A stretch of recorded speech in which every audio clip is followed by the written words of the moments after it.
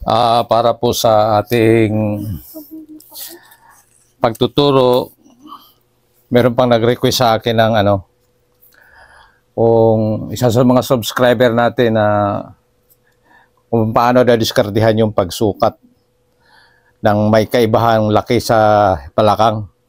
Yung isang customer daw ay malaki ang balakang, tapos pareha sila ng punjo. Tapos yung isa naman payat, pareha din kalaki pareha lang daw ang balakang nila.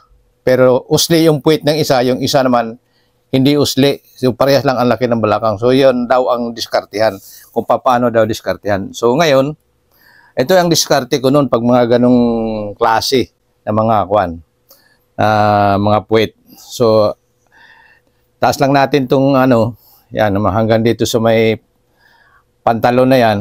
Ang ating pagsukat ay pasasakayan natin sa tape measure yung ating customer. Paikot natin hanggang likod. Yan. Kung saan hanggang yung pantalon niya sa likod, doon ka rin hanggang magsusukat. Para yung kabuuhan ng front and back na seam ay nakuha natin. Yung kabuuhan ng punjo, nakuha natin. So yun ang ating technique o style, yun ang paraan ko na ni minsan hindi pa ako dito na wala pang sablay ito na nangyari sa akin na nagpositive ako ng malaki. Kung meron na akong positive dito, tolerance na 1/2 inch. So ito ang maganda ng nakita kong paraan na para makakuha o makapagbigay ako ng eksaktong sukat doon sa aking mga customer. So tandaan natin, magmula dito sa taas, sa waistband niya, pasakayan natin sa tape measure hanggang likod. So yon ang unang pagkukuha ng sukat. Pangalawa ay dito tayo sa side seam. Yung yung length niya. Itong length. Yung ganyan. Kung hanggang saan gusto ng customer, doon lang tayo hanggan. So pangatlo, sa baywang tayo. Dito sa baywang. Dito sa baywang, alam nyo na. Yun. Tignan natin kung kita ba sa baywang. Yan hanggang sa baywang. Yan, ganyan. Pasok mo lang yung pasok mo lang yung daliri mong isa para sa eksaktong yon, sukat. Pangalawa, dito tayo sa balakang, yung eksaktuang sukat lang, actual size kumbaga, pasok din lang natin yung ating daliri.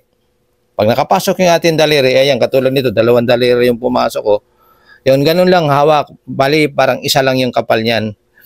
So, pagkatlo, dito na naman tayo sa hita.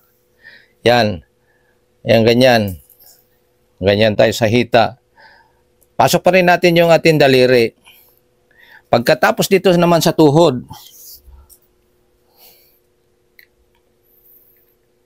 So, dito na naman tayo sa tuhod. Kung gusto ng ating customer ay yung hindi masikip, hindi naman maluwag, eksaktuhan lang, pababaluktutin mo yung tuhod niya. Yung katulad ng ganyan. Ibaluktot mo yung tuhod niya. Kung tama na, wala nang sikip, hanggang doon lang din tayo. So, eksaktong sukat yon. Tapos sa baba, kung anong gusto niya, yung bang basto na tama lang makalabas sa kanyang paa o gusto ba niyang maluwag, katulad ng mga style ngayon na paluwagan.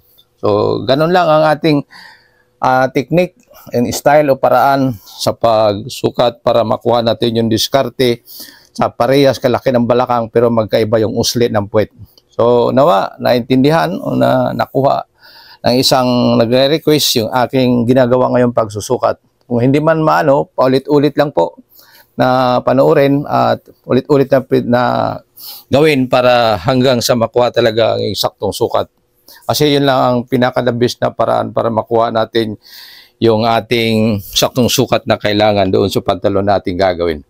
So para sa baguhan, sa mga baguhan sa aking channel, paki-subscribe lang po at sa inyong lahat ng mga tumatangkilik sa aking mga ginagawang mga pagtuturo, pagbabahagi, ay maraming salamat po sa inyong lahat.